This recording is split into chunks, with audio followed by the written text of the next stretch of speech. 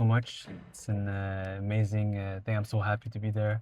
It's our second podcast today, and the situation is completely different. Last time we did it in the studio, and today we're doing it in your coffee.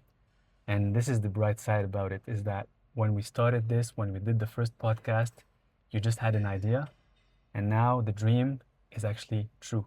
It came true. Okay. So, but what people don't know about this is that um, you almost gave up on opening this place. You almost gave up on opening it for like 3 times, right? Like 3 times in a row, you were about to Yes. cancel, to give up. What happened? Why did you open it? Why did you decide to open it finally? And why were you scared? What happened? Why you wanted to just give up? So the first thing is it's completely outside of my expertise. It's nothing to do with any of my knowledge base. My career, my profession, my schooling, everything's been different. I have no knowledge of running a cafe. So then when I started on this first, it's like the book, The Dip with Seth Godin. Yeah? When you want to start something, it's super exciting. You're going to say, I'm going to do it. Everybody goes on this wild dip to go up. And then when you say, wow, how am I going to pay the staff? Who's going to do the insurance forms? Who's going to handle the vacation pays? Like when you start actually getting into the weeds of the work that you have to do, most people give up, right? Because the initial part is exciting. And once you get into, that's why Seth Godin calls it the dip. And so when I realized that the administration, the staff, the headaches that I would have when things would go wrong, I started thinking of all the things that could go wrong, right? At the beginning, I'm thinking of all the things that are going to go right. Thinking not So okay. I'm getting excited. Then I realized, oh my God, what am I doing? So then I realized I don't want to handle staff issues. So then I said, I'm not going to do it. Then I try to get someone else to come and take it from me. And I watched him, drool over the space, the ideas, everything I had created, and his mind was thinking of all the things he's going to do. And I stuck back and I said, wait a minute, I'm just handing this person my dream, and because he can do the final 10% that I can't do, he's going to do it and have all the glory. So if I just finish that last 10%, and I called my accountant, I said, can you figure out how to do payroll? Because I don't know how to pay staff. She goes, yeah, I could do all your payroll. I go, you could do all the tax deductions and everything? That's it. It was just one technical thing that I didn't know how to do that made me walk away. And then when I didn't know how to make payroll. I didn't know how to pay the staff, and I'll do it electronically. And then she said, yeah, of course I could do that. And then as soon as she said that, boom. And the key there is, if you have the right people to help you, then you will succeed. No one does it by himself. I was trying to do everything by myself. Absolutely. So you got a little bit like scared and overwhelmed. That's right. And you're gonna like, how am I gonna deal with all this? Yeah. And the crazy part, Hassan, is that people, they come, they see that, but they don't see the struggle that you had behind it. They see the success. They see this working fine, and people are like happy. They see a lot of, it's crowded, there's a lot of people coming here and there every day. And they see that everything is running well, but they don't see the struggle that you had before opening this place. I mean, this place actually was a bank before. You bought it and you just switched it to a coffee place, not a normal and a regular coffee place. It's a coffee place where you actually share your passion, which is cars, collectional cars. And this is it's all about. It's a dream. You worked very hard to get there. It wasn't easy, and people are not seeing that. People seeing just the bright side. It's like every success.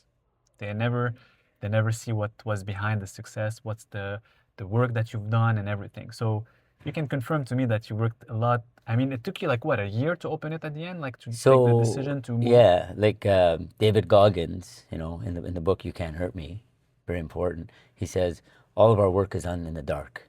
All of our work is done alone. All the hard work is done alone.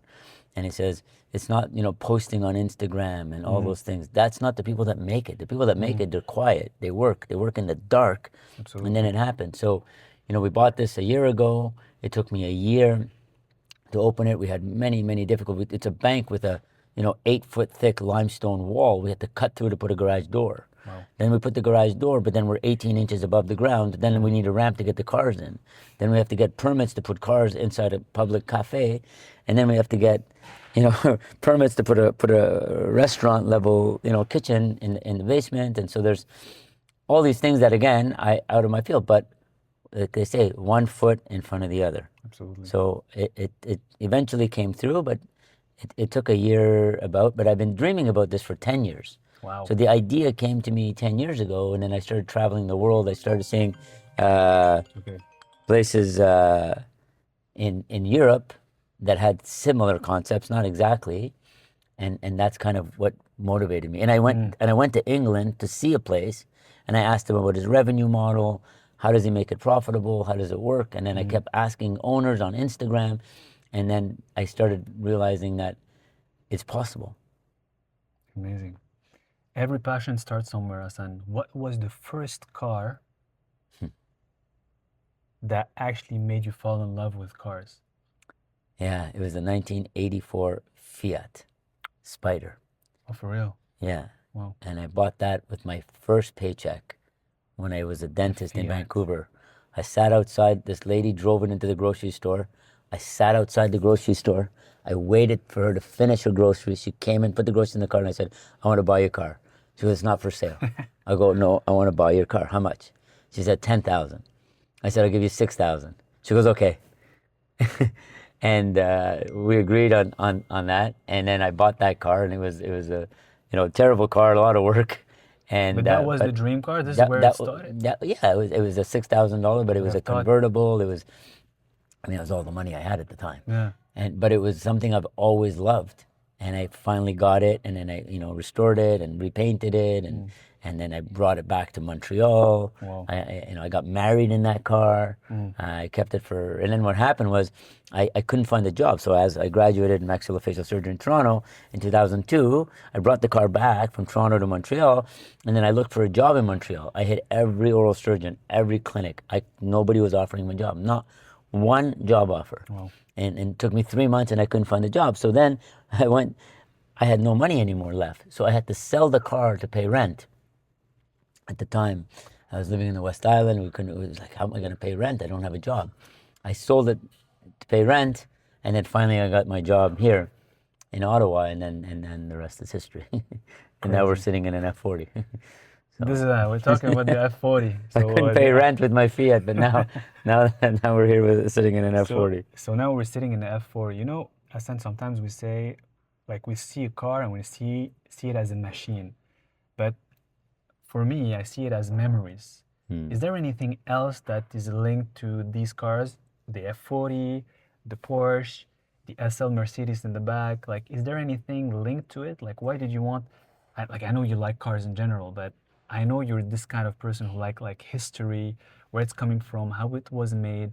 Like, what you can tell me? Let's say about this F40, for example, because it's a collectionable So car. And I how think many there is in the world of this one? there's about 1,300 cars, and then 213 made for the U.S. market. Okay. This is a U.S. car, so it's the most rare of the F40s that are Okay. made. Um, it the cars for me have to be art, and they have to have history. And so when I choose a car, it has to tell a story.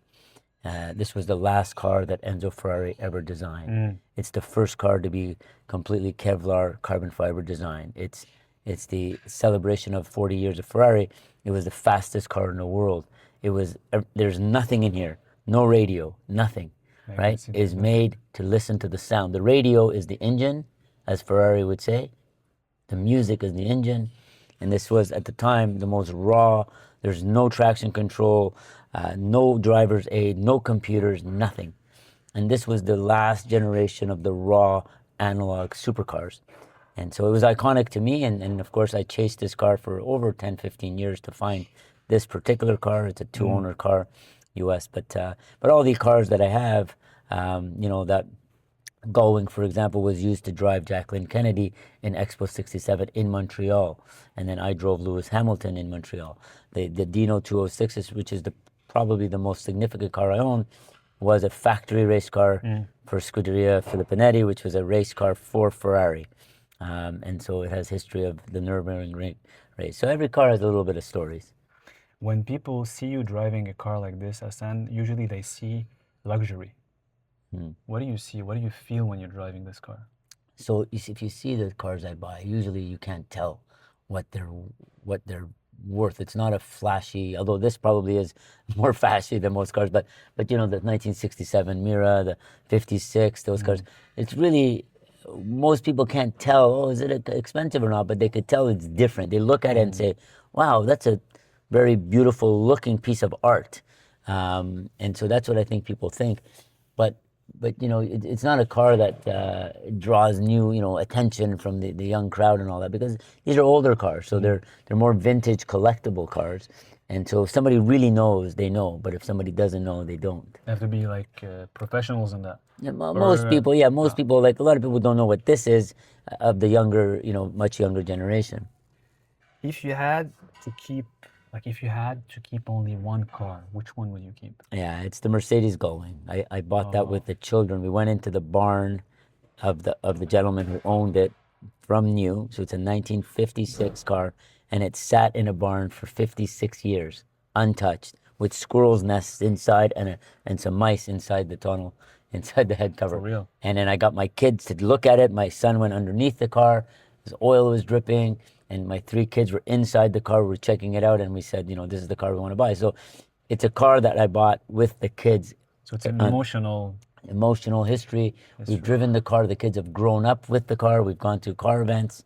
Uh, and so it's a part of my family that we will never ever sell that car. It's The to one in the stay. back. Yeah, the going. Yeah, yeah. Amazing.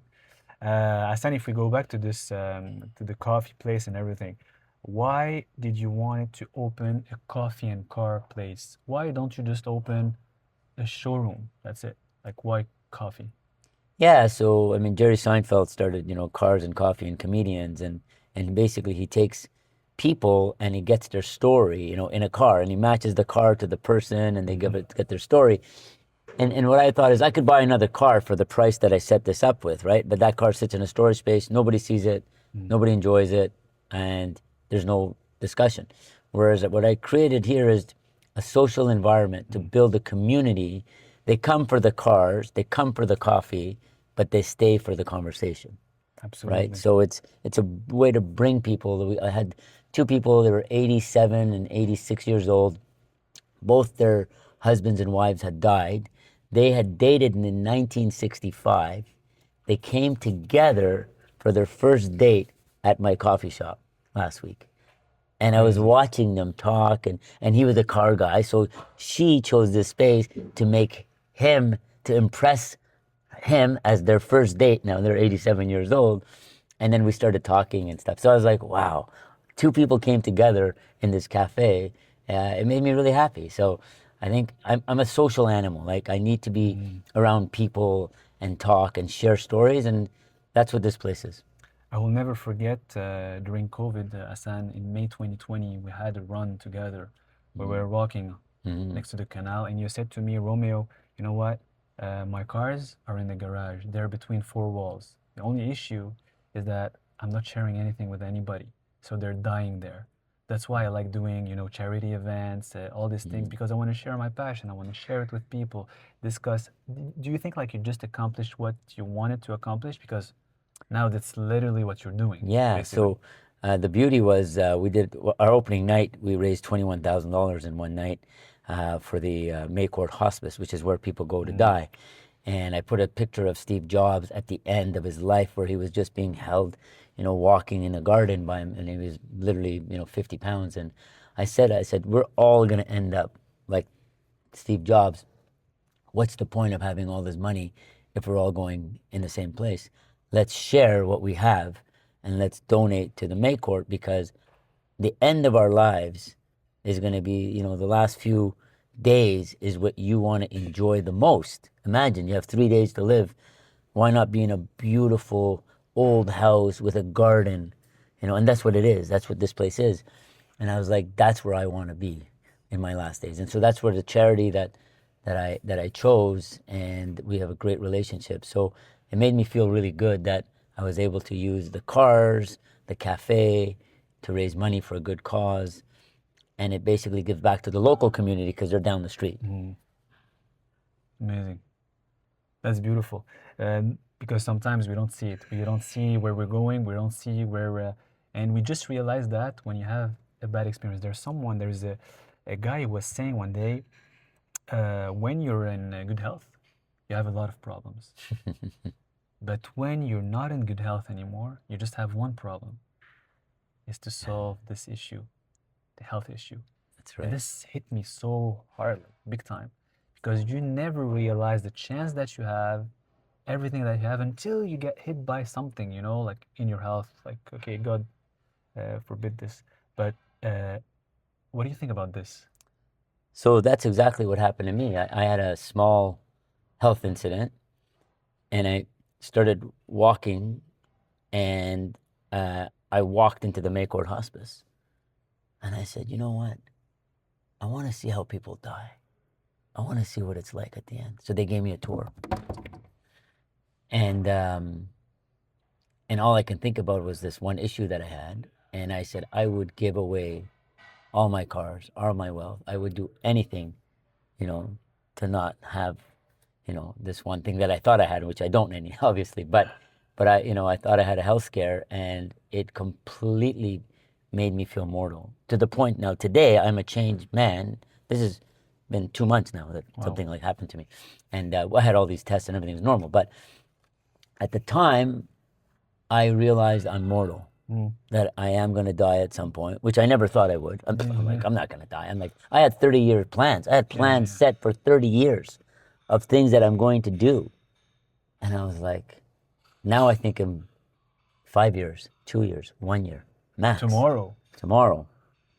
And live, of course, being in the present, which is the hardest thing for us to be, That's just is to crazy. be in the present, which also taught me, right now we're happy, we're here, we have no pains, we have nothing, we're perfectly healthy. This is enjoyment. Absolutely, 100%. I agree with you. There's a guy who was saying the other day, I really like that, by the way. He was asking people on the street. He's like, uh, if I give you the chance, like, to, uh, what is the most valuable for you? If I give you $1 million right now, okay, or I tell you that tomorrow you're not gonna wake up, which one do you choose? And the people like normally said, well, I'd rather waking up tomorrow. He's like, so you're just telling me right now that waking up tomorrow is more than $1 million. Yes. And he just, by saying this sentence, made them realize right away on the spot that money is nothing. It's good, it can help you only, but it's not worth living. That's And that it was a very simple, it was a simple interview, Hassan, but he made you realize, is that experience that you got made you realize that we're mortal. That's what you said it correctly. the thing with health is you don't appreciate it until you lose it. Absolutely. And that's the hardest part, right? And you think one of the was a Buddhist monk who said the biggest mistake man makes is that we think we're never going to die. So you live as if you're not going to die, and you die as if you never lived. You know, so it's to be able to understand that we are mortal, and that every second that you're happy and healthy, you have to appreciate it. And that, of course, being grateful is a key to happiness, of course. Absolutely. I agree with you. Hassan, if you want to give any advice to anyone who is about to give up on an idea, on a project, on anything, what would you say? There's two things I would tell you. Read the book by Seth Godin. It's called The Dip. And it says, 90% of people give up, and why. And there's sometimes it is a good reason to give up. There's reasons to actually stop and rethink. But I would tell you to figure out what is the one thing that is stopping you? What is it causing you to give up? And then analyze the one thing. And once you point out what it is, you realize it's not so bad and it's solvable. And I think what I always say is failure is what brings success. So you have to fail, you have to try, you have to fail and try. And then from all those failures, you hit the final win. And so really don't give up. If you're going to fail, fail fast, fail hard, and get back up. You can fail at any age, Any age. because some people say you can fail when you're under 30, but after that you can't. No. What do you They think say about that this? every billionaire has lost at least $1 billion before they became a billionaire. Right? Like literally, true. Anyways, Hassan, thank you so much. I'm gonna make this. It was a short podcast because we wanted to talk about Mhm. this place. Wanted to talk about the dream that you had, that you made it real. I hope, but we're gonna do another podcast, longer one, of course, because we have Sure. so many things to say every time. We have a couple of cars, so Yeah, each like car will be we one have a couple topic. of cars, and each car is gonna be one topic exactly. So thank you so much for your time. I think you have to hit the road right I now. have to hit the road, literally. So careful. Okay, Yes, snowy yes, day, yes. and thank you so much again.